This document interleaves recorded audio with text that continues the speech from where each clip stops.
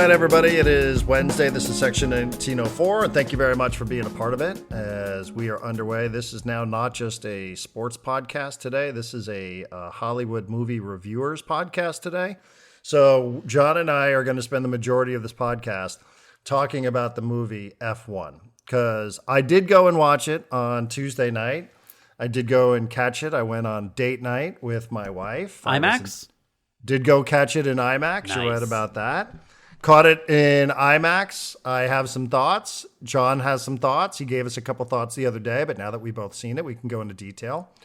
I guess we need to establish whether or not there are spoilers in this podcast. I think we probably tiptoe around a couple of spoilers, but more importantly than what John and I have to say, we actually have somebody who doesn't get credit for being in the film, but is in the film, and somebody who was there for a majority of the filming of F1, the movie, which I do think has lots of appeal, not just for race fans, not just for sports fans. My wife went and loved it. And I don't know that she's ever watched a minute of a Formula One race. She liked it because there's a lot of pretty people in this movie. So there's a lot of pretty people in Formula One, if we're being honest, too. True. There are a lot of pretty people around there. There's a lot of attractive people hanging around Formula One these days. So we get reunited with the virtual stat man himself. Sean Kelly, statistician for Formula One broadcasts literally all over the world, is going to join us from Monaco. He has been in Monaco for a couple of weeks. Sean lives in Coronado, for those that listen to the radio show. Sean would join us from time to time from different locations globally. He's been on from the Middle East. He's been on from wherever, Japan, Europe, obviously. And we will talk to Sean about this movie. We're going to ask Sean not to be Formula One statistician, although we will touch on a couple of things happening this year in 2025, because some of you have submitted questions and we'll get those questions answered. We're also going to talk about something that John put into the front row seat a couple of weeks ago, which is this idea that NASCAR is eyeing San Diego for a road race. This is something that I know Sean and colleagues of Sean's pitched to the city of San Diego for Formula One years and years and years ago. So we'll refresh that story. Sean will join us. He'll talk to us a little bit about trying to get Formula One to come to San Diego, which, we saw the movie. You've seen it. I've seen it. I saw it in IMAX. You saw it by yourself. I saw it with Leah. I will say I was pretty surprised. I walked out of the movie theater, John, feeling pretty good about myself. And I felt pretty good about the movie. I wasn't sure what to expect. Sometimes these sports movies, they just bother me. And it's because I cannot suspend my disbelief for some of the nonsense. But this, I thought, really passed the eye test. I thought this was a very watchable, likable movie. So I'm glad I went and watched it, and I'm glad that we're going to talk about it today. Me too. And it wasn't until after, I think, or maybe when I was sitting in the movie and I saw Jerry Bruckheimer's name come up, that I was like, oh, it's a Jerry Bruckheimer movie, so I should expect something like, Top Gun. And then it was, and I think Sean has even alluded to this in previous conversations, that it feels kind of like Top Gun Maverick with an F1 slant to it. But it's a lot of action, it's a lot of entertainment, it's a bit of a roller coaster. Go in not expecting, Drive to Survive, but expecting, a big Hollywood blockbuster, and I think you'll be okay. I have deeper thoughts about this movie that are spoiler-ish. So I think what we should do after we talk to Sean is dive a little bit deeper into the movie itself without the concern for spoilers. Because I have one big takeaway from this movie. I did put it on Blue Sky, but I don't want to spoil anything for anyone because it's very centered on the last scene of the movie. Right. And it would be a spoiler if I talked about it now. Okay. I mean, it's a movie about race cars, so one would imagine at the end there's probably some sort of dramatic moment where somebody does or doesn't win an important race. I don't think you need to have seen the movie to understand that that's pretty much the direction it's going to go. There is a love interest in it, and John did tell me this off the air, that there is love interest in the movie, and I thought I was really going to hate that angle. But I didn't mind it. I don't think it interfered with anything. Oh, I thought it was good. I thought it was well done. Yeah, I didn't think it interfered with stuff. Sometimes they jam these love interests in there. You're like, this is stupid. And you're forcing this, and it is now spoiled the way that I feel about the movie. But I didn't feel like that was the case at all. So, again, I don't want to go too far down this road. But I think it's really cool. Like, Sean Kelly is such an interesting guy. I used to love having him on the radio. People that have no idea what Formula One is used to love listening to Sean because people like travel. One of the things I've learned, and if you're a subscriber to Section 1904, thank you. If you're not, and you're listening to the free preview or you're on the trial, please do. It's $5 a month, and you're going to get all sorts of great things, whether it's just the content that John and I chat about, whether it's the front row seat, the daily newsletter delivered right to your inbox, signing up, the podcast feed, also the Discord channel. People love talking about travel on the Discord channel. So, Sean is somebody who travels around, and I know there's conversations there about suitcases and cubes and things like that. So, here's a guy who travels from all over these other places, everywhere in the world. Sean has been for Formula One, and the race season has been really, really good. I mean, it's 11 races in. There's 4 different drivers to have won. So, heading to England, Silverstone this week. So, we'll spend some time talking about that. I did request on the Discord channel for people that have questions. If people have questions for Sean, we'll try to get as many of those in as possible. But this movie, you should know, was filmed at actual racetracks, actual Formula One racetracks, not just at the tracks. If you go see this movie, those people that are in the stands, that's not CGI. That's not AI. Those are actual people, because a lot of these scenes were filmed at racetracks during race weekends. And Sean is there for all of those. So we'll find some behind the scenes stuff. Did you not know that? Like, those are real people that are in the stands for a lot of the races that we see in the movie. The only reason that I knew that going in was I remember when the first Vegas F1 race happened, I remember a lot of people posting videos that they took of dramatic scenes that they saw being filmed while they were kind of like out of practice or like waiting for an F1 race to begin. They were like, oh, look at this. This is probably going to be a part of the F1 movie. And so I was like, oh, okay. They're filming these on location when it's happening. That does put them in a position where they don't need to CGI fans in. They could just be like, hey, just do it in front of the real fans. The fans are going to cheer. It's a car going fast. Yeah, it's Wednesday. Padres playing a doubleheader, so we're not going to give you anything on the Padres because There's no news. I mean, there's just nothing new from the last time that we talked about the Padres, unless you want to have yet another conversation about Luis Campusano, but I don't. So we'll save that for a different day. The U.S. men's national team is playing tonight in the Gold Cup. So maybe we'll spend some time on that coming up tomorrow because, it's USA Guatemala at 4 o'clock, Mexico Honduras. Interesting that the U.S. is playing in an MLS arena stadium and Mexican national team's playing in an NFL stadium. Not that that's a big surprise, but, just again. Yep. 4 o'clock, 6 o'clock, I think, 4 o'clock, 7 o'clock, something like that. Those are the times a little later, so we'll spend some time on that, setting up the Gold Cup final. A bit of SDFC news coming out that Chris McVey has signed an extension through 2028. Coincidentally, Chris McVey, who I interviewed yesterday, will be a guest tonight on the SDFC midweek live show. Really, really well-earned, well-deserved. 20 matches. He's played every minute of the season. He's one of 3 outfield players to have done that, so I couldn't be happier for Chris McVey. It's a great story. And they need him because they're injured at the back right now. Reyes is injured and McNair is out for a short period of time.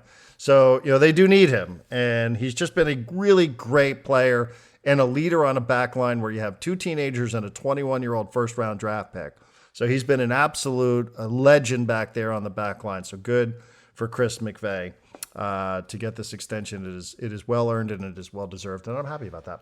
Yeah, I mean, he was one of the guys that, I don't remember if he was on your list, but when we were talking about SDFC players we thought would be on the MLS All-Star team or under consideration, he was definitely on my list. He's, I think we've said over and over again, Yepe leads the league in touches. McVey's usually second. In some places, he's first. On some sites, he is first. Yeah, it's first and second. And as a defensive player, that's pretty incredible. He does get involved in the offense from time to time. I think there's probably 3 or 4 instances in this little bit more than half an MLS season where you can say McVey saved a goal and maybe saved a game. And just a heady, tough player, and he's just always good. He's almost never bad. I don't think he's had a bad game. If he's had, it's been one not great game, but pretty much week in, week out, you can depend on great play from McVey, even when he's playing 2 games in a week and playing 90 each time. So definitely someone that I'm excited to hear that he's getting extended and he's going to be with SDFC a little bit longer than expected. Yep, had the own goal against Minnesota, was it? I think it was Minnesota in that screwy first half. So, but these guys always rebound. That's the name of the game from them. All right, so F1 the movie, it is out. F1's also on the cover of Time magazine. I stopped by a Walmart after the movie last night. It is a lengthy movie.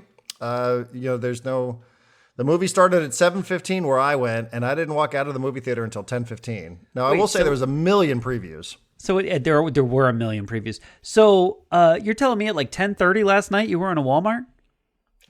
Yeah, my wife had to get something at Walmart. She had to get a birthday card for a friend. All right, fair enough. By the way, there were two previews that I saw that if you had given me the option in that moment, do you want to see this movie right now? I might have said yes. Let's hear them. What were they? One of them was a movie. I'll get to them after, Sean, because I don't remember the names of them. But there were two. One was a Leonardo DiCaprio movie. Did you see that preview? I don't think so. All right, let's do this after Sean, because Sean's... Okay. I'll fumble around with this. Sean Kelly, virtual statman, statistician for all of Formula One broadcasts. He's there each and every week, and our conversation and our movie review. This is really what this is. It's just a movie review. Hell yeah, it is. For Formula One with Sean Kelly. The only question here is, why did Sonny Hayes come back to F1? I think it's really wonderful that Apex are giving second chances to the elderly. It's all right. You're just worried I'm quicker than you. All right, it is great to be reconnected here on this kind of platform with Sean Kelly, the virtual stat man. I always love talking F1 with him. I think our season got interrupted about halfway through 2024, right when things got pretty tasty in the 2024 F1 season. But today, we're asking Sean not only to talk about Formula One and what's happening this season and what's happening next season, we also want Sean's thoughts on F1, the movie. Since we've all seen it now, Sean's seen it, I've seen it. We probably didn't get the fancy premiere treatment like Sean Kelly did, but we do go live to Monaco, where we find the virtual stat man, Sean Kelly, here on Section 1904. Sean, great to be reconnected with you. Thank you for doing this. And why were you not in this movie? I waited 3 hours to watch this entire movie hoping for a shot of Sean Kelly, and I never got it. I guess because they wanted it to be a box office hit. That's probably the main reason why. There are several scenes in the movie that I inadvertently have on my phone because I was standing to one side when they were shooting it, but I didn't know exactly what I was shooting. Like, I could see them doing it. There was obviously a skit of some description unfolding in front of me, but no one had given me a script. No one had given me any tip off, like, this scene is about such and such and such and such. I didn't know anything. All I saw was just as it was happening in front of me. And it was only when I saw the finished film where I thought, oh, I'm like literally 5 feet away on the left and I'm not in the picture. Damn it. So that means that you're not going to get an IMDb credit. You're not going to get any SAG royalties from this whatsoever. But no. You were there. Like, you were literally there. This movie was filmed over the part of 2 years, I think, if I've read correctly. And it was filmed at actual F1 tracks all across the world. And I remember you coming on the radio and talking to us about how there was some sort of delay or what have you, or some sort of situation where they were filming this movie. Like, I would imagine you sitting in a movie theater going, yep, I was there for that. Yeah, I did that. Maybe just to nobody in particular, just you saying out loud. Yeah, that scene there. Yeah, I was there. I was right over there. Yeah, I got to say, I hate people who do that. And I definitely did not want to be that guy. I wanted everyone to enjoy the movie for what it was. So I kept my big mouth shut all the way through because I thought anything that I add is going to take away from the film. So just shut up and watch it.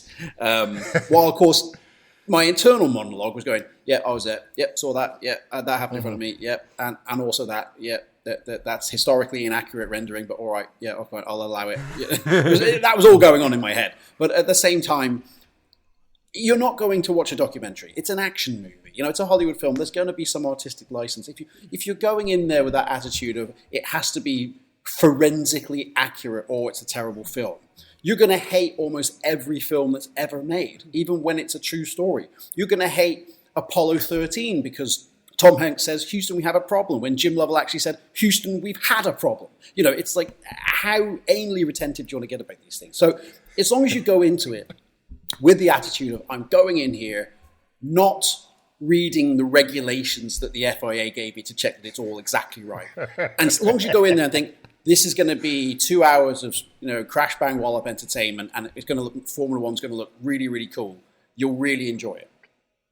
I think that is accurate as well. And I will admit to you, Sean, that I do have a lot of skepticism when it comes to sports movies, being in sports. There was a television show a million years ago called Talk Radio. And I hated everything about the show because I would sit there and be like, nope, not realistic, not going to happen. And it's the same that applies to sports movies. You have to at least give me like a level of believability, right? Like I always think some of the pro football, the American football movies oftentimes fail at this because that's not the way the game is played. On the flip side, 42, the movie about Jackie Robinson, he was believable as a baseball player. So to me, I didn't get distracted by that sort of stuff. For you, I mean, was it good enough? Like, was some of the like you said, forget about regulations. We've completely gotten through qualifying here and some of that. But was it good enough? I mean, were they believable enough as drivers, as constructors? Like, was it believable enough for you that you're like, yeah, okay, I didn't get distracted by some of the stuff that they took some licensing with? Well, the two consultants that they had on the engineering side were Ruth Buscombe and Bernie Collins, both of whom I know and both of whom I've interviewed on stage many times. And in fact, I had Bernie Collins on stage with me in Austria this past weekend. And I said to her, we did a whole thing about the film, naturally, because the film's just come out. And I said to her, one of the best compliments I can pay this film as a Formula One nerd is that it never occurred to me that anything was out of whack, that anything... like the scenes when they're testing, the scenes like when they upgrade the car, and it all looks like how it's supposed to look.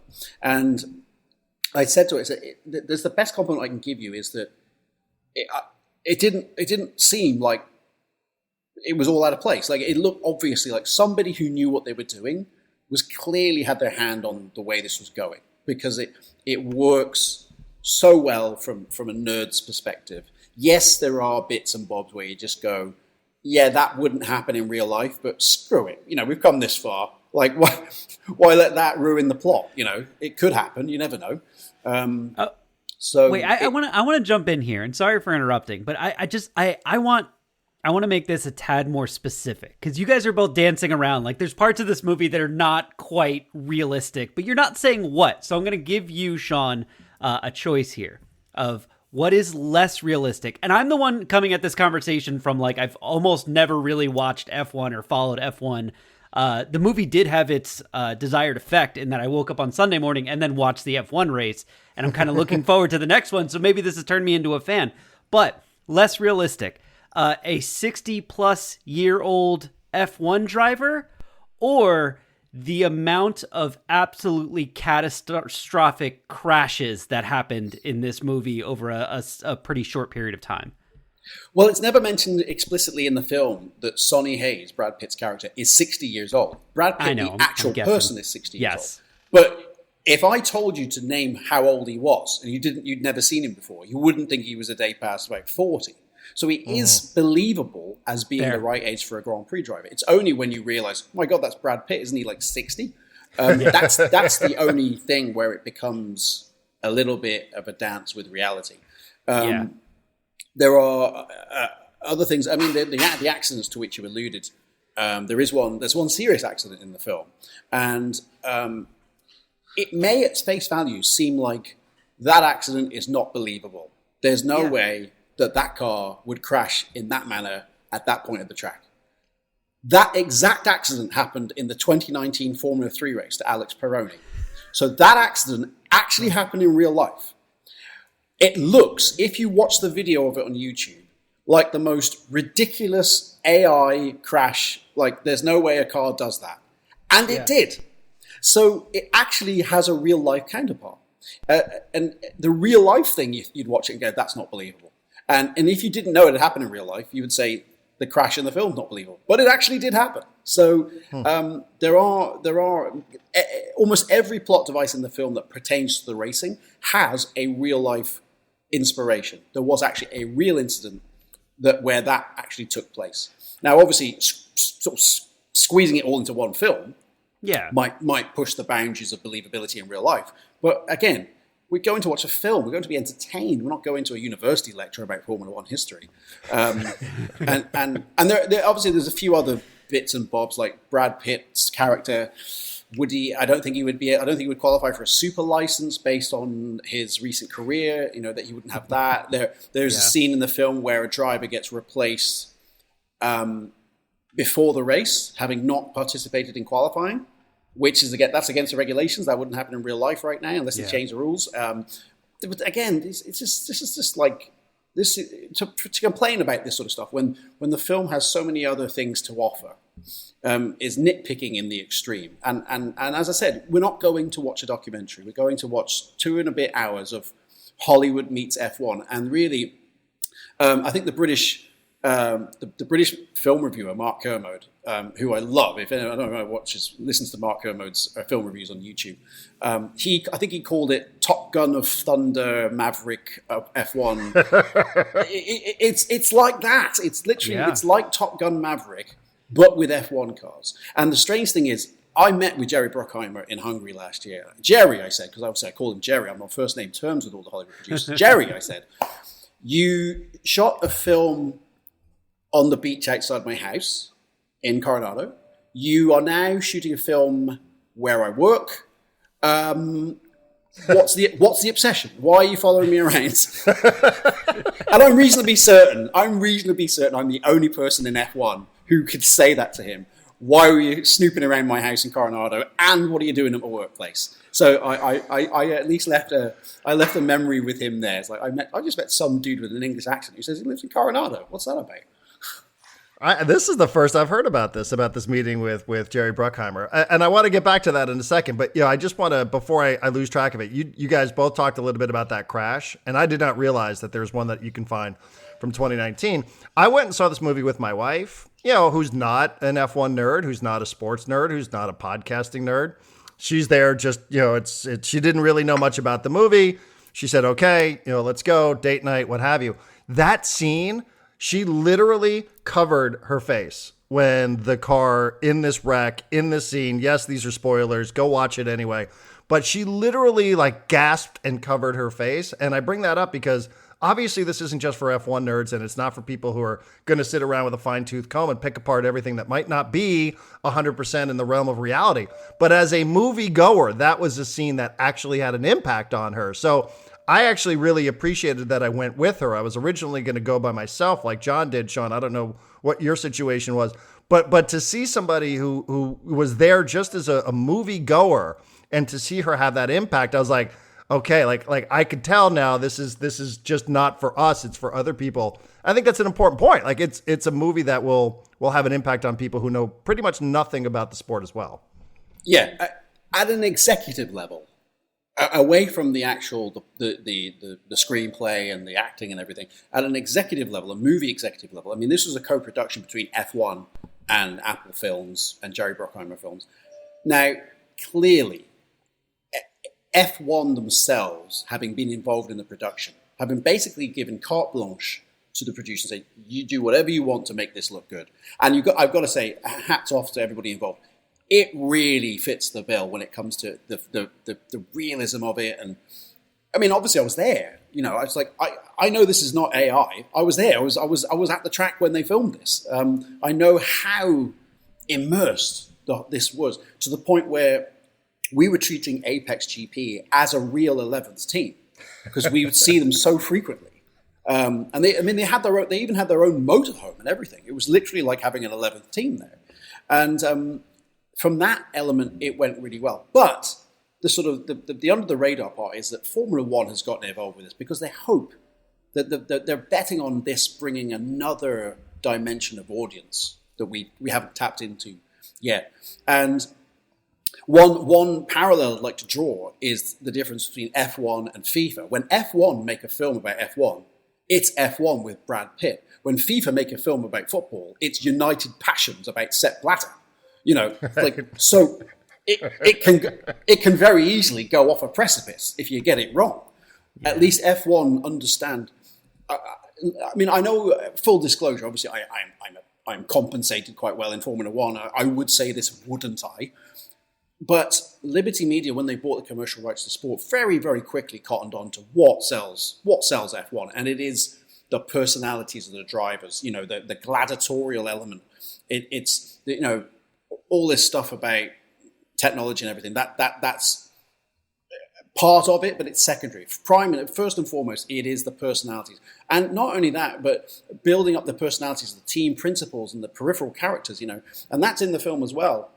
And by the way, there's some fantastic belly laughs in the film. If you are a Formula One fan, that one scene with Gunter Steiner on the pit wall had me laugh out loud. And the funny thing is that I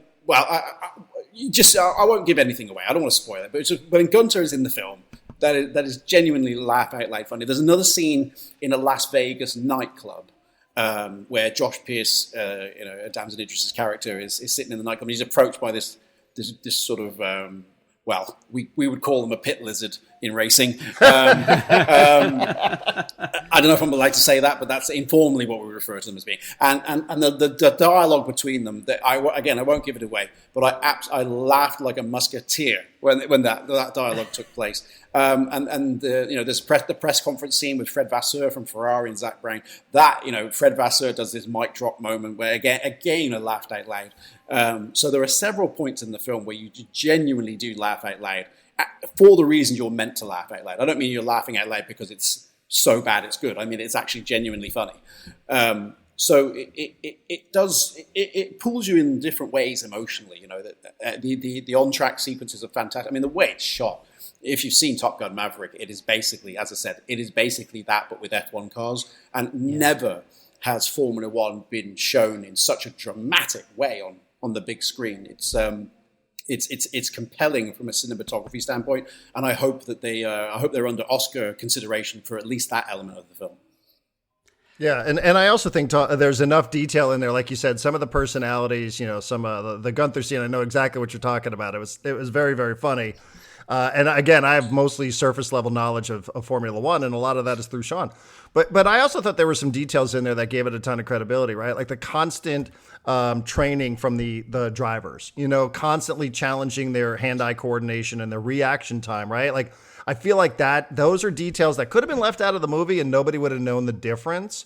But, the fact that you see both drivers and they had different styles and different ways of doing it, how they keep their fitness up, right? Oftentimes it's said from people that are outside observers about Formula One, are they really athletes? And I know we don't need to go over that, but just in terms of showing, physically what it takes to be a Formula One driver, the reaction time, constantly doing that sort of stuff, maintaining what it is that's going to allow you to drive this car, these vehicles at 200 plus miles per hour with G-forces.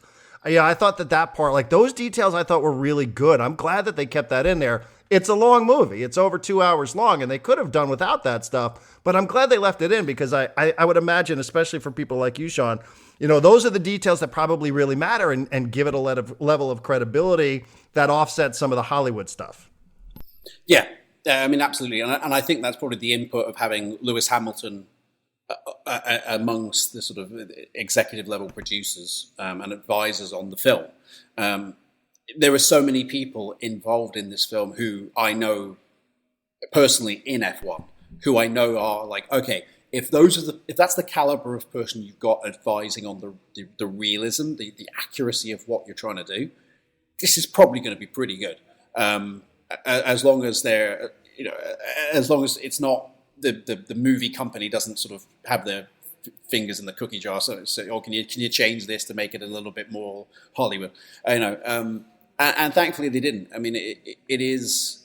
I think if you go into that film expecting to see Citizen Kane, you're going to be disappointed. You're definitely going in. It's a much more bombastic and it's Rocky. Yeah. I mean, it's not meant to be the Shawshank Redemption or something like that. It is genuinely gripping. I mean, the opening scenes of the film, which isn't even Formula One. That's when Brad Pitt's character is sort of he's racing in the IMSA series. He's racing the Rolex 24 Hours race at Daytona. The opening soundtrack, which I think I'm all right in saying is "Whole Lotta Love" by Led Zeppelin. That's a fantastic opening. I mean, it's like, okay, I wasn't sure what I was getting myself into, and in the first 2.5 minutes, I'm like, "All right, I'm in. All right, you got me. If you're gonna start with Led Zeppelin, and we're starting at Daytona, and it's the middle of the night, and all the brake discs are glowing, and there's sparks, and it's like, oh wow, this is a hell of a start. And we're not even doing the F1 bit yet." Mm-hmm. My wife downloaded the soundtrack on the way home. Like, that's how good. Wow. Again, from a Hollywood standpoint, just from like a movie creating standpoint, the cinematography is again fantastic, believable characters, and the soundtrack. She was all about that. She literally on the way home from Chula Vista to Imperial Beach downloaded the entire one. Sean, you mentioned you were there for a lot of these. How much did people realize? As somebody who's been around all the F1 tracks, how much did people realize what was going on? Like was it? Was it really rather obvious to people that just work there, or was everybody aware that they were filming this movie at the different tracks? No, I mean, everybody who was there knew what they were doing. There was no attempt at hiding it. But we weren't told in what context these scenes were happening. So we could see it. And as I said, I have several scenes on my phone that I just filmed looking out the window or looking over the balcony or whatever.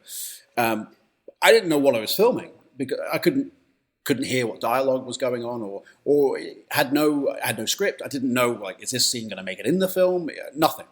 But we all knew it was happening because what would happen would be we do our normal schedule at the racetrack. Okay, show up on Friday morning. It's Formula 3 practice first, and then Formula 2 practice, and Formula 1 practice. But there would be gaps of like 15 minutes in the schedule where it would say high-speed filming is what it would say. We all knew what high-speed filming meant. It meant, okay, they're shooting the movie. And then, of course, it would have been ridiculous for them to try and hide it because out of the pits come two Formula 1 cars that are going at full speed. Like, you can't hide that. But they're actually not actually Formula 1 cars. They're actually Formula 2 cars that are with Formula 1 bodywork on them. And the reason is because the Formula 2 car is much, much cheaper to run it. And then you just add the sound of the F1 engine in post-production.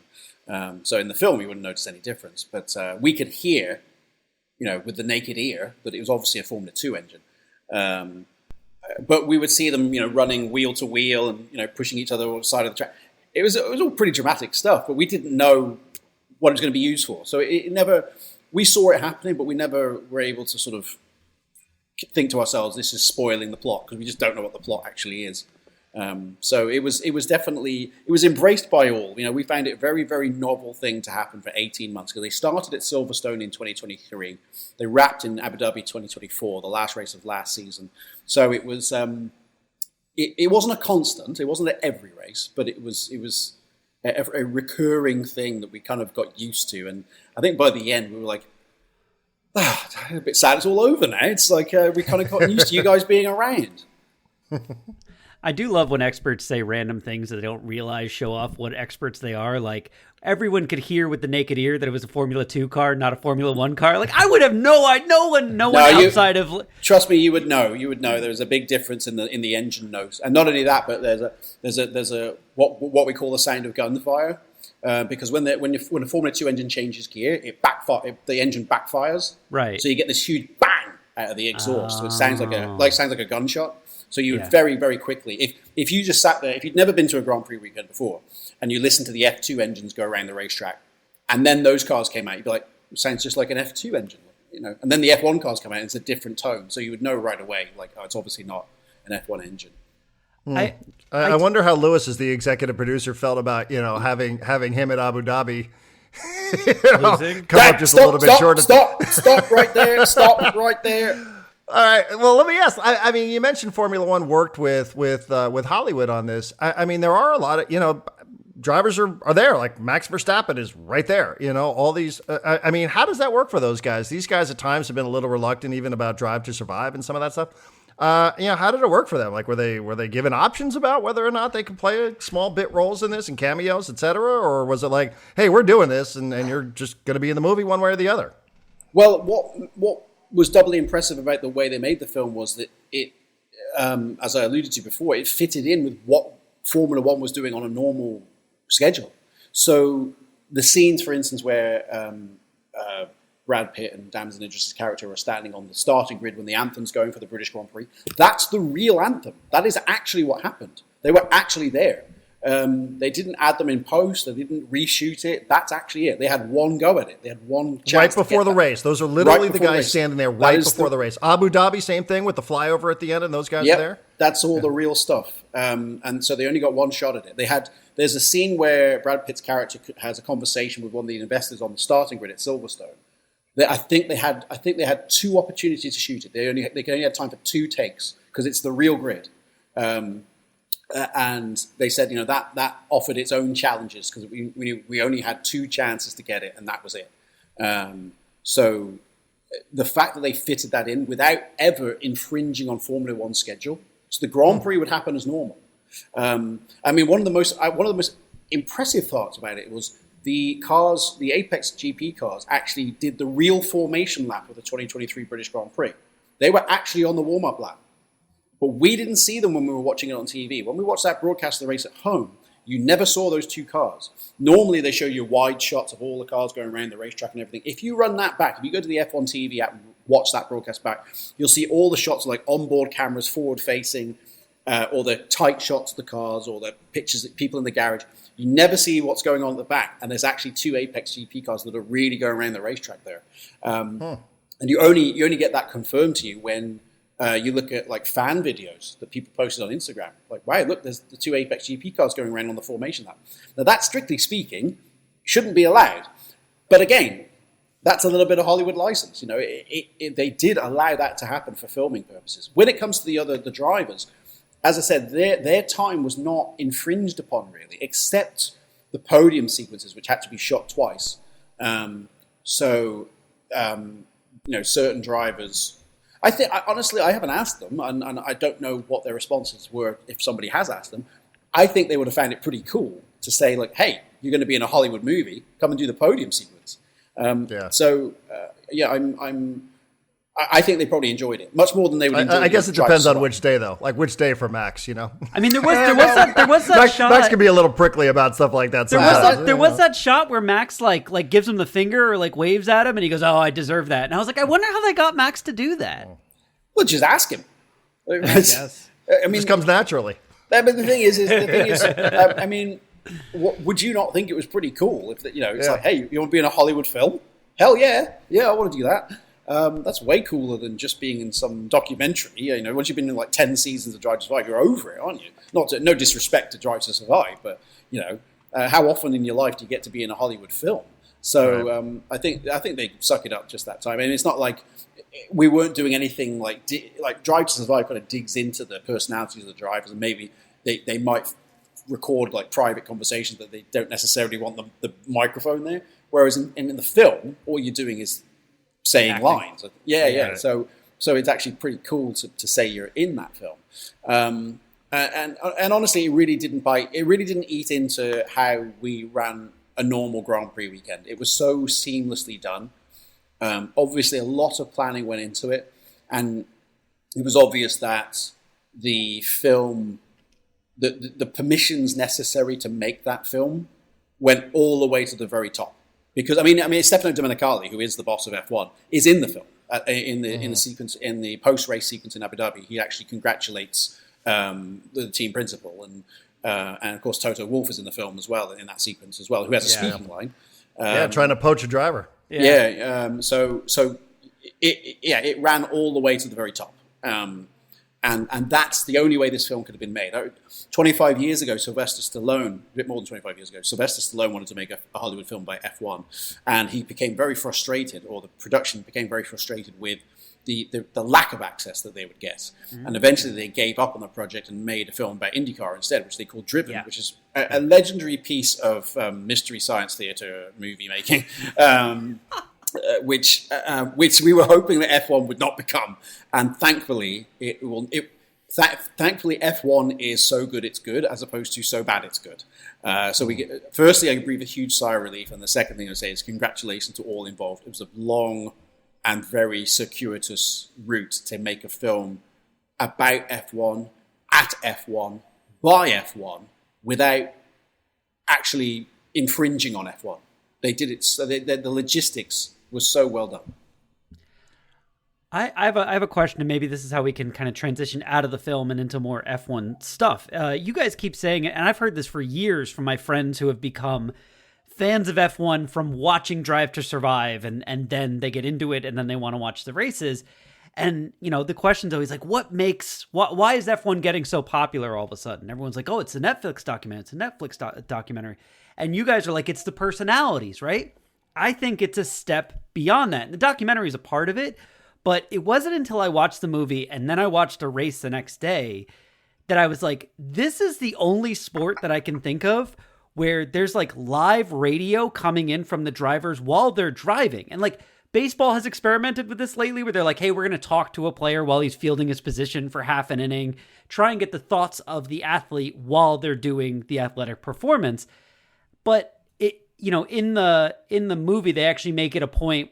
I think it's the first time Brad Pitt's back in an F1 car in a race where he's like criticizing the car and the team's like, oh, you can't say that because that's going to go out over broadcast. It's going to make our team mad. It's going to make us look bad. How much, this is how I'm transitioning away from the movie. How much of that radio broadcast that I hear when I'm watching an F1 race is live? How much of it is controlled? How much of it can be controlled? Do the teams have the ability to like turn it off so that the broadcast doesn't have access to it? Or can they say like, hey, we don't want this thing going out of our broadcast? Is it tape delayed? Like, I think the most interesting thing about F1 is like literally hearing the drivers while they're driving. I think that's what makes it different than everything else.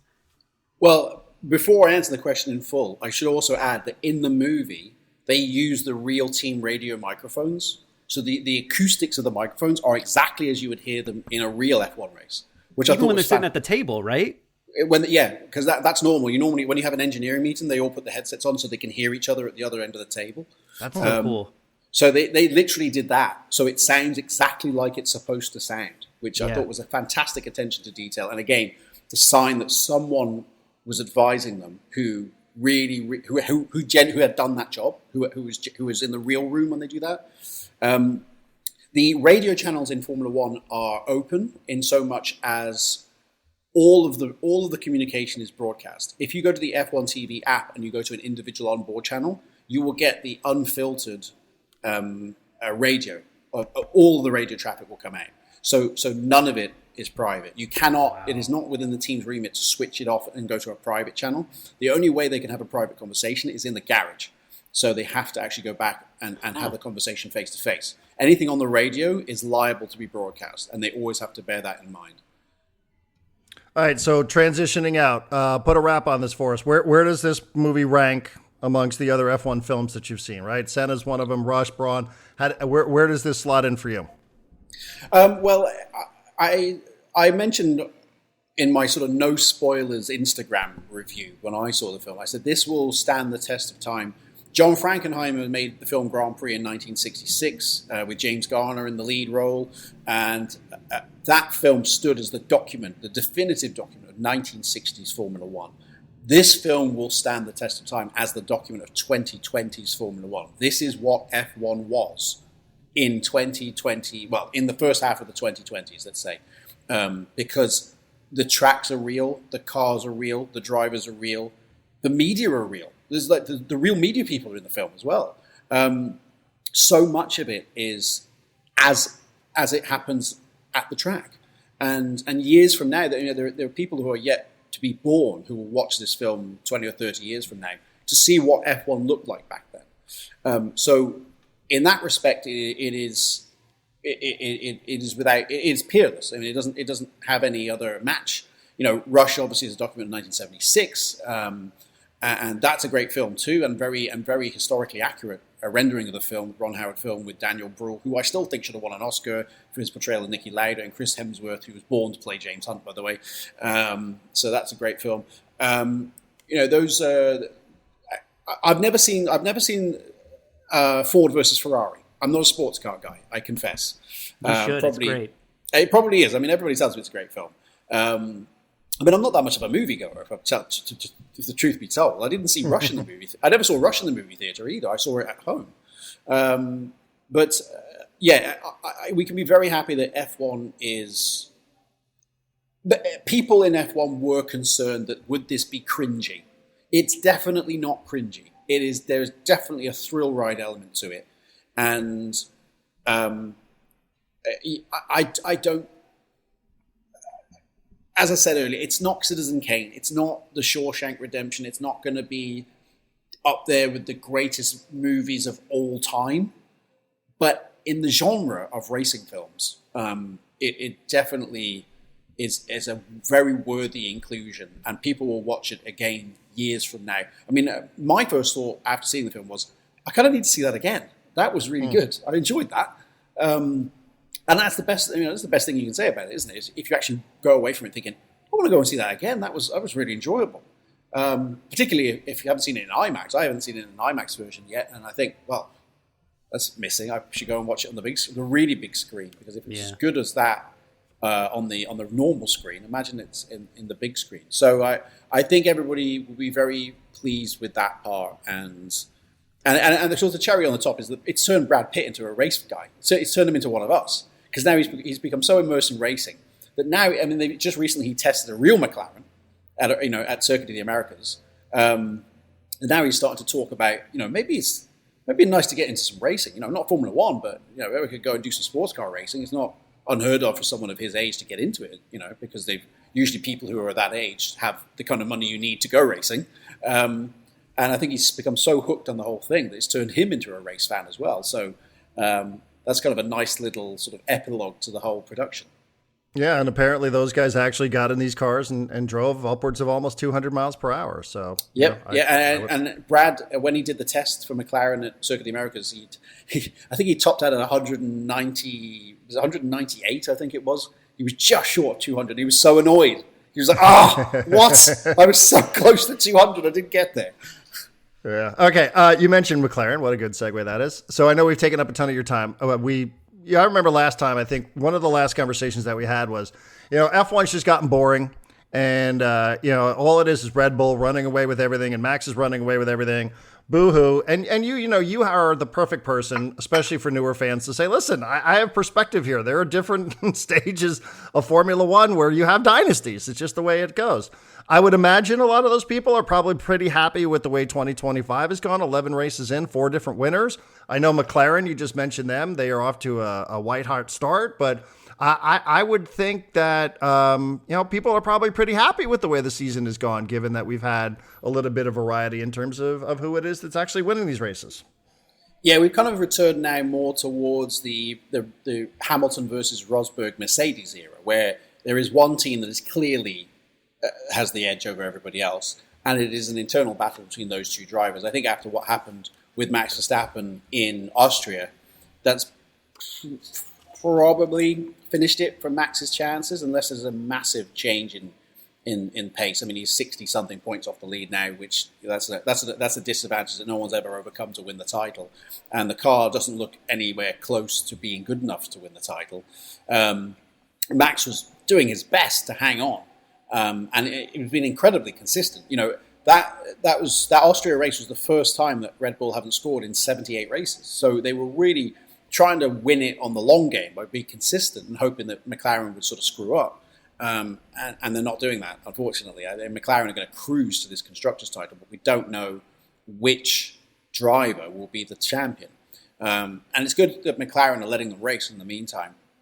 Hopefully, it will get to the point here where it will be only those two drivers, and McLaren don't have to sort of favour one over the other. Because for as long as Max is sniffing around, or possibly George Russell, at some point they'll have to prioritise one over the other. Otherwise, they could risk taking so many points off each other that the third guy wins. We have seen that before, so they will be keen to make sure that they don't have a recurrence of that. In other respects, it's been I think it's been a fantastically interesting season. It's nice to not know, at least, even if you think McLaren's going to win, it's nice to not know which McLaren driver is going to be quickest. Lando Norris, we didn't think was going to be as quick as he was in Austria. He led every single session in which he participated, didn't even do the first practice, and still cruised to victory. So that's good. Ferrari, Leclerc's hanging on for dear life with that thing.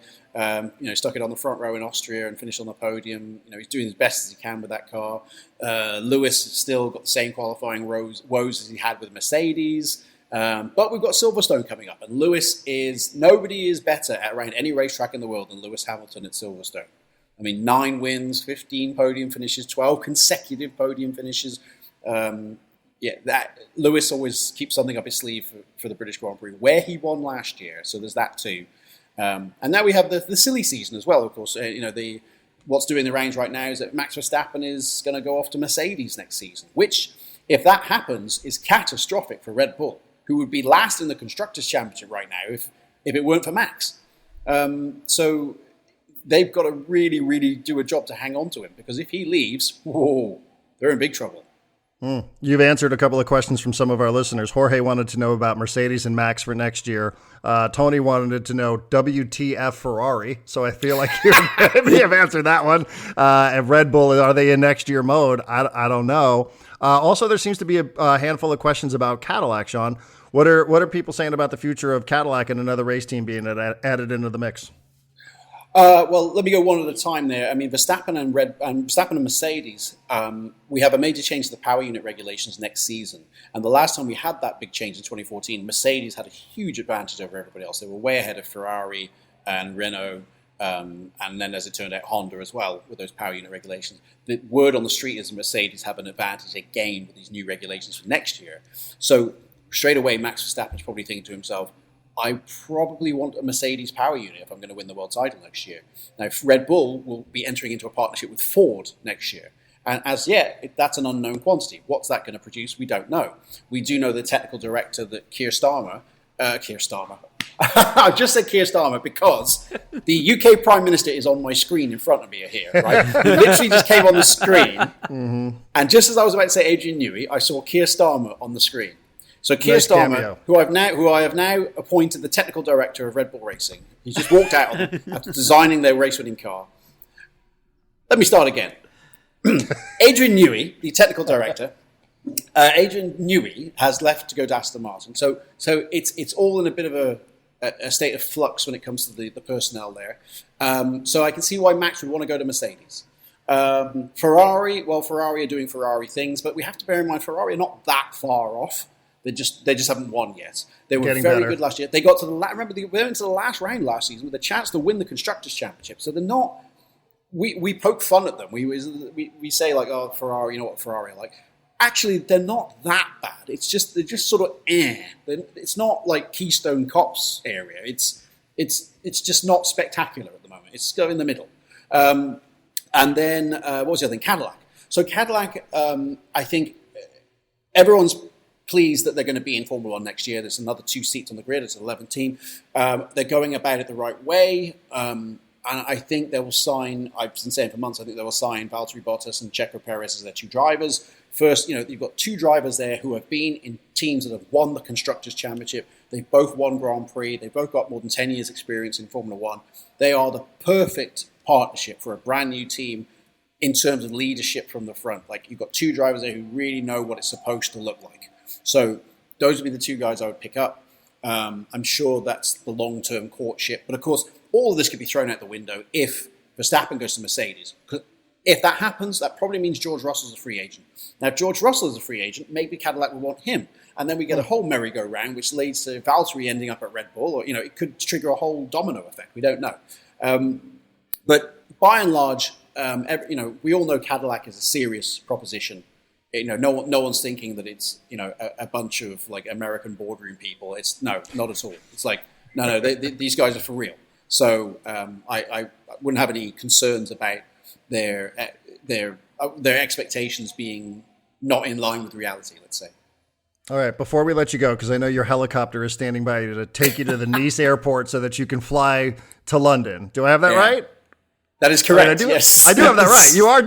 I'm not kidding. I'm not bullshitting here. Like, Sean literally will have a helicopter take him from Monaco to the Nice airport. Can I say, I did seriously consider it because I've got to go at like 5:30 a.m. tomorrow morning.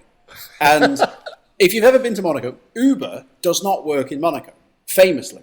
So you have to get like a Monaco taxi, which can cost a fortune to go to Nice airport. Now, the train doesn't run that early, which leaves one option, and that's the helicopter. Now, the helicopter is not as expensive as you think it's going to be, but it's a very short ride, right? So it's not that much more expensive than taking a taxi. It's more extravagant and a little bit more large-da, but nonetheless, it did occur to me, and I did ask them, can you do a helicopter at 5:30 in the morning? To which they said, yes, we can. And then I found out, actually, no, somebody can give me a ride. So it was like, okay, never mind. We're not doing the rock and roll thing. We're just going to throw everything in the back of my friend's car. I'm just going to drive to the airport. The end. All right. Well, go to Virtual Statman, because Sean, I'm sure, still has it up on his Instagram page of him taking the helicopter from Monaco to Nice last year. But real quick, because I told the story to John. John, we have a daily newsletter that goes out, and John linked a story recently. John, I'll let you take this away about NASCAR potentially looking into a race in San Diego, and it reminded me of a conversation that you and I have had both on and off the air. So, John, go ahead. Yeah, the story was, it was two stories over the course of a few days that basically said that the road race that NASCAR's been running in Chicago, I think has been rained out, or parts of it rained out the last few years. They're looking to put it somewhere else, and it seems like they're working towards bringing it to San Diego for a few years. It's how we found out that Boris Said actually lives in San Diego County, and said that he would unretire and be in this race at, I think, 61 years old. So he's the Brad Pitt character. The Brad Pitt. He's the Brad Pitt Yeah, guy. exactly. Yes. Yeah, so that would be really fun. But everyone just keeps asking, like, where would a road course be? And they even went so far as to say, like, San Diego is appealing because you could have the backdrop of the water and the harbor and the boats. And I'm like, well, that sounds like Harbor Drive downtown. Sounds familiar. And I have all these questions about, like, does that shut down the airport? What is the course like?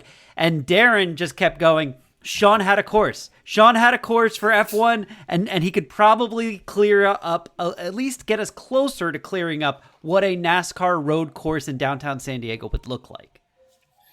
Yeah, I mean, I don't know how ambitious they're being with this, but I can say that we talked to a number of the people in authority at the convention center, the mayor's office, people like that, the port, in 2011, about the possibility of bringing Formula One to San Diego in the mid-2010s, the start of the hybrid era. And conversations were very positive, but generally speaking, it was a case of, look, if you're willing to spend another 25 grand on lobbying money, this might happen. And we just thought, well, that's not really why we were here. We were kind of hoping you would take this on as a pet project yourselves. We're quite happy to run the liaisons with F1, but we need somebody to sort of take the ball on a local level, which wasn't really happening. But we did, start finish would have been Harbor Drive next to the convention center. The convention center, as luck would have it, the taxi lane there is the same width as a Formula One pit lane, and the apertures of the sort of openings of the convention center, the front, the facade, are the same width as Formula One garages. It was almost as though someone designed it for that exact purpose and disguised it. And then it would have ran around the harbour front and then down G Avenue and through the gas lamp around Petco Park. It would have, as an event, it would have been fantastic. Unfortunately, Formula One basically took that concept and put it in Las Vegas. So they built their own facility there in Las Vegas and ran it right down the strip. Now, we probably can't compete with that because they've spent $500 million of their own money, and they've got to make that work over 10 years, which pretty much ends the likelihood of F1 being in San Diego for the foreseeable future. But it did at least prove the concept was right. And NASCAR, the thing is, I don't think NASCAR would pull the demographic and the kind of global numbers that you need to shut down downtown San Diego. I feel a little cynical about that. It could be somewhere a little bit more off-piste. If they could find enough space in somewhere just out of town, like just south, like Chula Vista or something like that, or somewhere just east. But could it run through Balboa Park somewhere? I don't know. I haven't sat down and plotted this out on a map. But the thing is NASCAR stock cars are very, very loud. And you are going to have serious problems with the noise ordinance. The good thing about Formula One cars these days is they're much quieter than they used to be. They're not quiet, but they are quiet enough that you can have a conversation. You definitely will not have a conversation with stock cars. They are very loud. So they will have that to cope with. And of course, the usual problems with the state of California, because you have to file an environmental impact report and things like that. There's a lot more red tape that will get in the way than running a race in states like Nevada or Texas, which is exactly the reason why Formula One races in Florida, Texas, and Nevada, because the regulatory oversight is much less and it's much easier to run an event like that than it is in the state of California. And that's why Formula One's never made it back to California since it dumped the Long Beach Grand Prix. Which is the greatest act of commercial suicide in the sport's history. So so the race, the start and finish line would have been at the convention center? Yes, it would have been the Harbor Drive section right there, and then it would have turned Down right. Harbor Drive, towards the airport, right on G? Yeah, it would have turned right on First Avenue, I think. It would have gone straight up, and then it would have gone around, and then it would have gone past the Manchester Grand Hyatt and around by the Midway. So basically, it was designed for television. So if you run the race in early March, when it's cold and miserable in Europe, and people tune in, they see San Diego, and it's completely dry and sunny, and they see this amazing place, and they think, wow, all I knew about Southern California was Los Angeles, and now you've got this 2-hour global television commercial for what San Diego is. And it would have that commercially that was the selling point, and everybody agreed it's a fantastic idea. But the problem is that it was the politicians at the time, as you know, were too busy trying to woo the Spanos family to keep the charges in San Diego, and that really took up all of their time. So if we went to them now, they'd probably be much more willing to listen because they know a lot more of them know a lot about Formula One. Whereas back then, we were kind of like a bunch of people from Europe. So yeah, and then even Bob Filner found himself in a little bit of trouble because he was focused on other things. Yes, who, by the way, inadvertently, during house arrest, ended up as my neighbour because he lived in my building, and I would see him on the pool deck. And more than once, I thought to myself, I should actually hand him the plans to this race because it might be his political comeback. In the end, I couldn't be bothered. I just thought, you know what, I'm just not doing it. But I did see him out there, and it did cross my mind more than once. Sean, we appreciate you. Thank you very much. This has been a ton of time. It is great catching up with you. I hope we get a chance to do it again. 11 races in, we'll have plenty of opportunity. Thank you for joining us. Safe travels, and we'll see you when you get back to San Diego. Thank you, Darren. Thank you, John. I will see you. Can't wait to see you. Hopefully early August. I'll be back in there. All right. Sean Kelly, good to reconnect with him.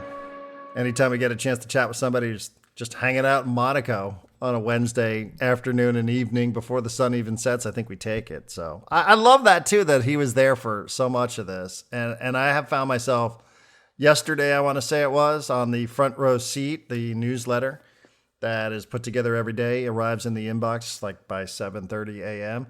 You linked in a story about these guys learning how to drive and the fact that they did a lot of their own stunts. And I thought that was a pretty cool part. Learning to become race car drivers as best they could over a couple of years is what it took to film this movie. But I love that accent. I love the fact that our friend Sean just sits down with Jerry Bruckheimer. Like he just gets a chance to hang out with Jerry Bruckheimer and be like, yeah, I feel like you're following me around the country, around the world, mate.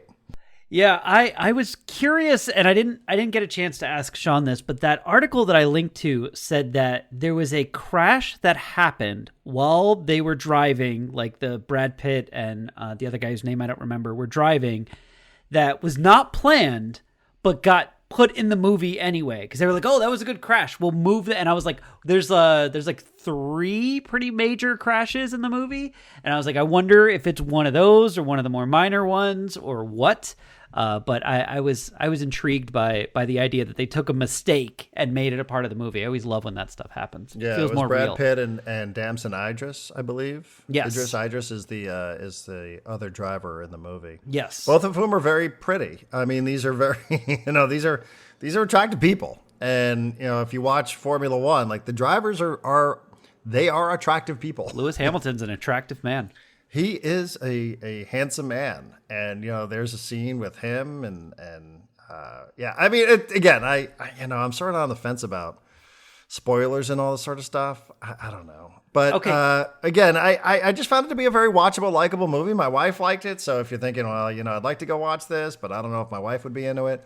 She was really into it. She really did gasp in the scene where there is this one wreck in the middle of the movie. She just, which wreck? Like literally the one that Sean talked about, where he said there is a little bit of precedent to that from 2019. The one that I, like you, thought, all right, that's a little overdone. Is that the one where the car ended in like the bushes, like the trees? Yeah. Like that's like way off track? Yep. Okay, that's what I thought. I just wanted to make sure because the one in Vegas up against the wall, like that was pretty extreme too. Mm-hmm. And also like the sabotaging, like, hey, I'm gonna I'm going to get, a safety car out here 3 different times during the race. I think that's where Sean's like, you got to let it go.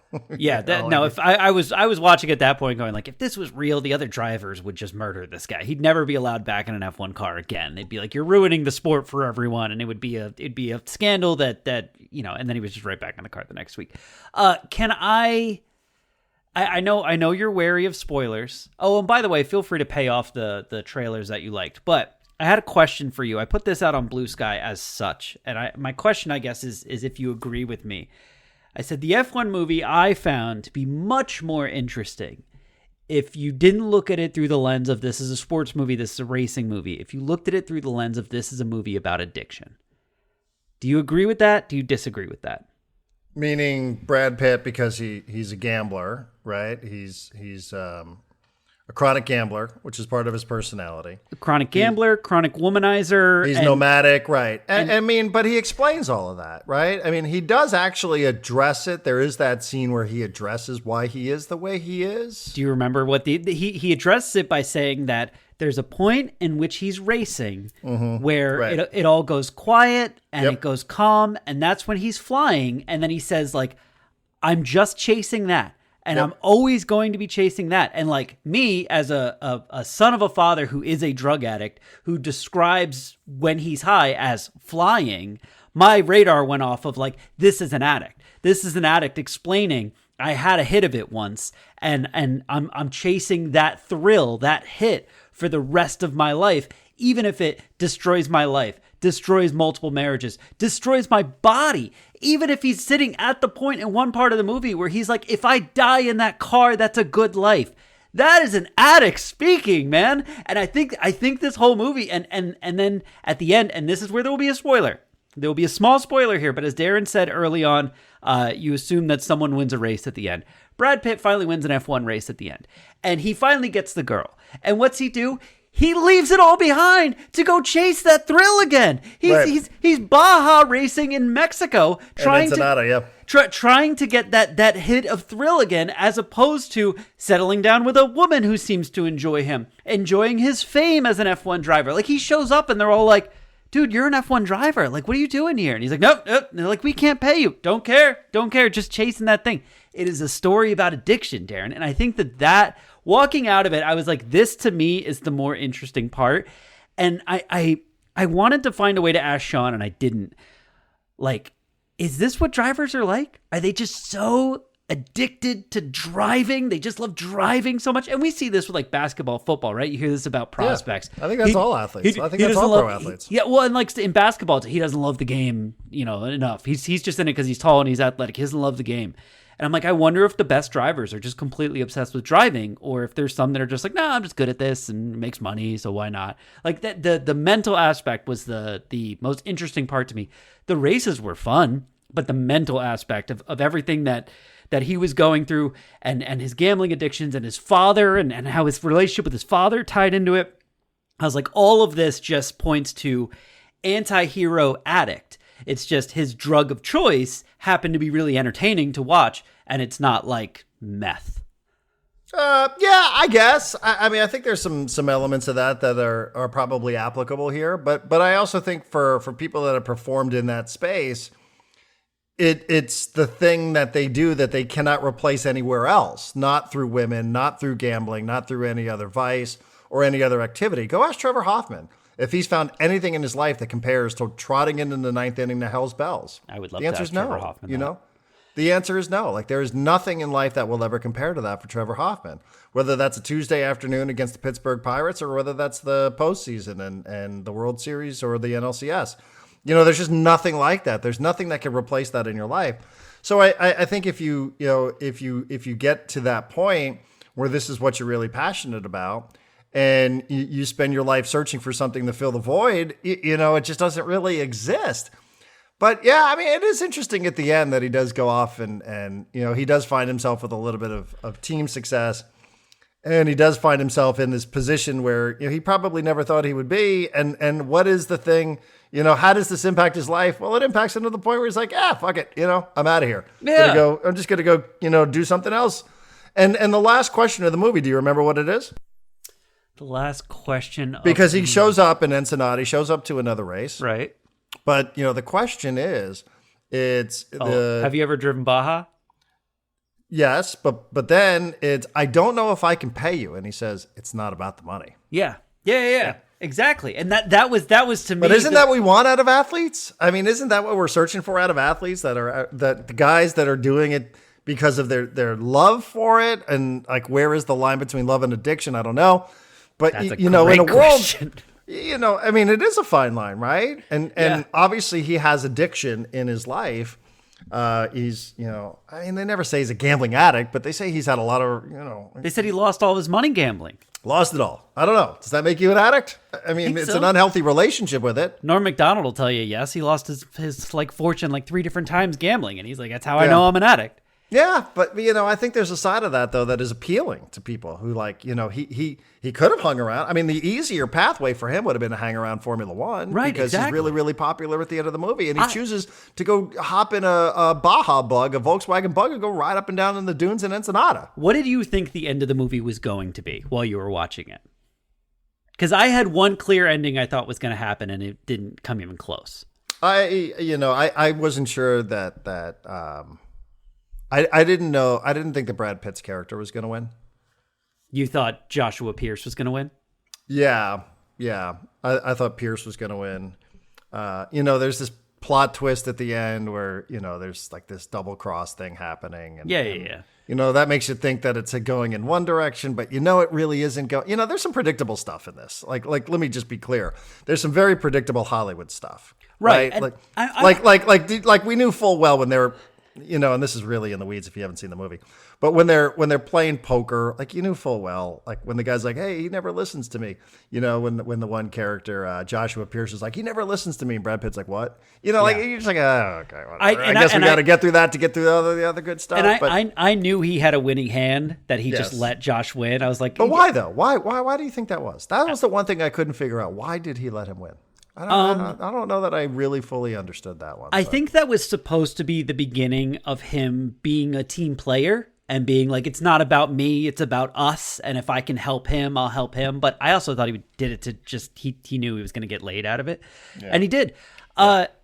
Okay. No. Now we're really into the spoilers.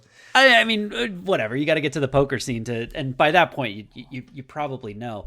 You know which direction it's going by then. Yeah, I assumed the ending. Even after Brad Pitt wins, I assumed the final scene was not Brad Pitt goes to Baja to race Baja. I assumed it was this. I assumed it was next season, and they're showing the grid. Race 1, you're expecting Brad Pitt and Josh Pierce, and you see Josh Pierce and a new teammate, and you're like, what? Where's Brad Pitt? And then they cut to Josh Pierce. He's sitting in his cockpit. He's got his helmet on, and he says like, man, I'd feel a lot better if you were out here. And the camera cuts and it's Brad Pitt in his ear, and he's the new like chief, and he's telling the racers, because that's what he was doing. He took over the team, and he was like, and he's with Kate, right? And yeah, he and Kate now live happily ever after as they're here in the pit crew. And he's the crew chief, and he's the one coming up with the strategies and telling them to race hard and all this stuff, because that's what his skill was not so much the racing, it was the strategy that he was willing to employ that other people weren't.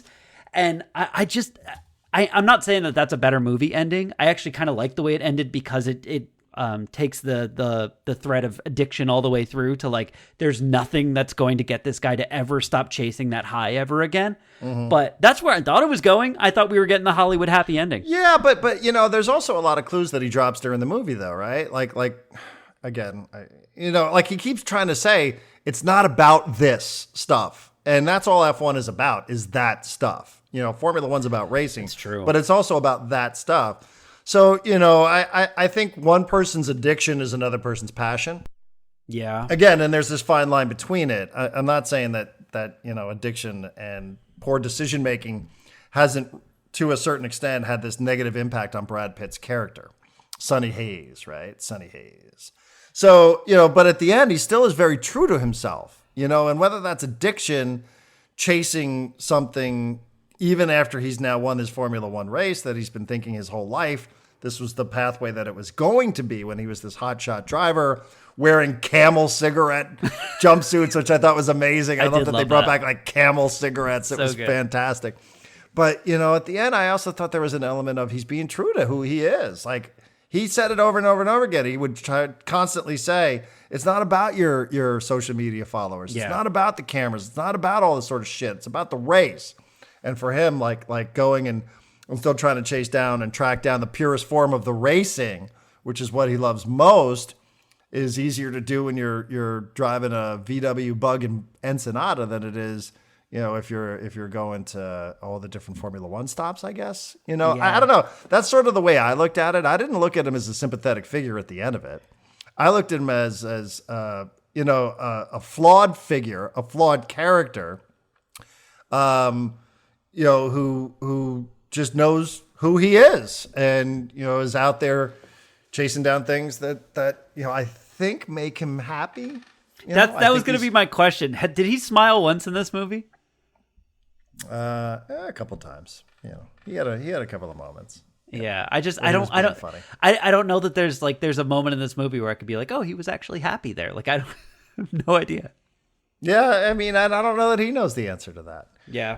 But like, I also think it would have been like the easy thing would have been for him just to be like, oh, okay, now finally here I am all these years later and I've realized these dreams of my father and what my early passions were. And instead he's like, yeah, now that I've done this thing that I thought I was really going to be the best at, I thought I was going to be the world champion at, turns out all the things that come with that maybe aren't as appealing as I once upon a time thought. And what's really appealing to me is the feeling that I get of flying, as he puts it, in a race car. Yeah. And then I guess at the end, when you think about it, he's flying through the air in Ensenada. I don't know. I mean, it's interesting. I guess I don't know how many people are thinking this deeply about the themes of the movie, but they are there, and that's a good thing about a movie is that you can literally spend over an hour talking about it as we have. We have. It is the #1 most popular movie on IMDb today. So lots of people talking about it right now. Yeah, I think it'll do well. I mean, I think it will have appeal to people, who don't watch Formula One. My wife never does, and she really liked it. And like I said, she really liked the soundtrack as well. It's very watchable, and if you have access to IMAX, then go for it. I did say that it's long. There were 2 previews. One is called Caught Stealing. Yep. And another one, the Leo DiCaprio one, is called One Battle After Another. Both of these, I'm normally not into reviews and a lot of previews, I should say.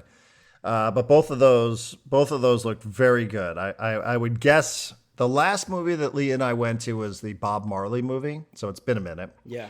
And I would guess that I will try to see one or maybe both of those movies. Those are both fall releases, though.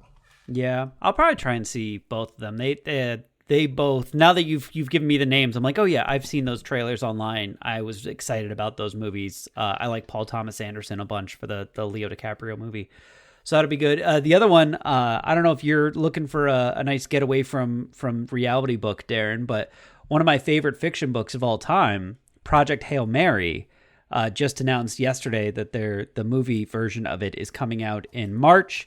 They released the trailer with Ryan Gosling. There is some controversy because the trailer reveals some pretty important plot twists that it's probably more fun to go in without knowing those. But if you're looking for some fun, watch or read that book. And if you like the book, movie's out in March. All right, I will. I'm glad I went and saw this because, I think the easy thing to do is just wait. It'll be a matter of minutes before it's streaming, right? I think it's an Apple. Couple weeks, I think, yeah. Yeah, and it's become a lot easier just to sit around the house and go to an app and find a movie. But there is nothing that replaces. I don't think there's anything. You can build a home theater and you can get some pretty big screens and you can get some killer sound. But there's nothing quite like going. And that they let you reserve seats now, I think, is a big bonus, too. Because then you just, you don't have to go fight people. But you can go and there's nothing quite like that experience. I miss going to the movies regularly. I will admit. Anytime you can put yourself, nothing is more fun than going to a funny comedy movie in a packed movie theater. It's like I have like crucial, vital memories of my life that are that exact scenario. But nothing is maybe healthier than being locked in a dark room for hours on end where you're not allowed to open your phone. Like if you open your phone, people will be like, hey, put that away, like immediately because it lights up and it's annoying, whatever. Like people still do it from time to time, but It is nice, it's almost like stepping off a plane. You walk off after like 3 hours, walk out of the theater, and you check your phone. You're like, oh, cool, I didn't miss anything. Great. Yeah, missed nothing. Turned it off, literally off the entire time I was in the movie theater, and it was very refreshing. It is. I'm looking at social media posts that Mike Brown is going to be the coach of the New York Knickerbockers, John. Congratulations. He's a great coach. I don't mind him. He's a legitimately great coach. USD connection. One of the USD pipeline of coaches, David Fizdale, Mike Brown, Bernie Bickerstaff. There's a whole bunch of them that come from USD. People don't realize this. USD doesn't just produce tennis players. Not to mention Jim Harbaugh. Yeah, I guess. Oh, come on. You don't want to give him that? That's where he started. Yeah. He's part of the USD pipeline of coaches. Yeah, Mike Brown. I thought he was very good with Cleveland. I thought he was a little bit overwhelmed when he was the Lakers coach, but he was still a good coach.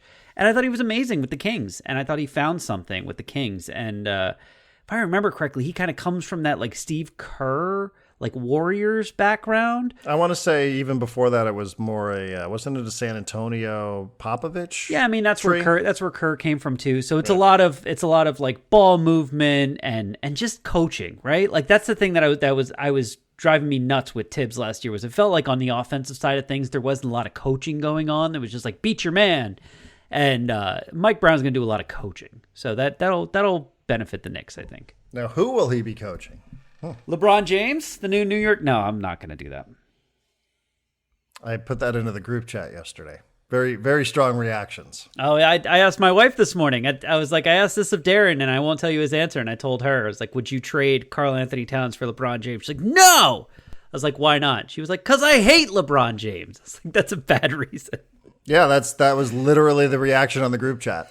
I hate LeBron. I don't want him on the Knicks. Hater culture, Darren. And I said, do you like Karl Anthony Towns?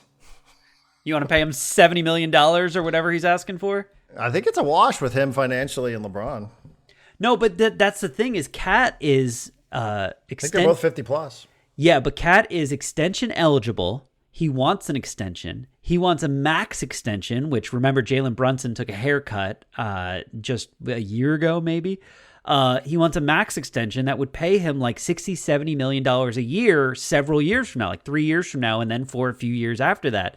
And it's like, do you want to play Karl Anthony Towns that no one is quite sure is the second best player on a championship team, like $70 million a year?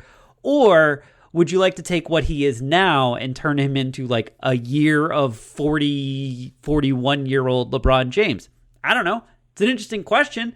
The Knicks, it does make the whole Cat situation that is uncomfortable go away, and the Lakers would love to pair Cat with Luka because they're roughly the same age and they play a similar style of basketball.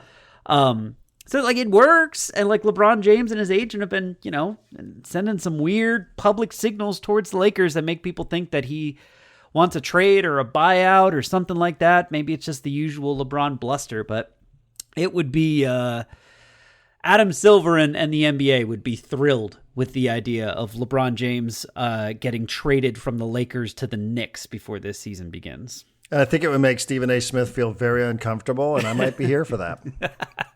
I might be here for that since he hates LeBron, benefit. And he's now openly admitting that he and LeBron hate each other. Yeah. I mean, come on, Stephen A. Get over yourself. I realize I shouldn't say that because he's making $20 million a year, but whatever. But how would he come to grips with his Knicks, his alleged performative Knicks fandom, and alleged performative Knicks fandom, not his alleged performative because it is performative and it is alleged. Yeah. How would he come to grips with this if it were to happen? I don't know, but I don't mind telling you, maybe. Yeah, it's one of those things where I'm like, I heard enough serious people going like, it's not the craziest thing. Then I'm like, okay, I can bring this up in conversation for a day or two, and now I'm going to back away from it until it actually shows signs of happening. All right, that's a wrap. Thank you, everybody, for the first edition of the Section 1904 movie review. We'll be back on Thursday, heading into a holiday weekend. Appreciate the support. You guys are the best.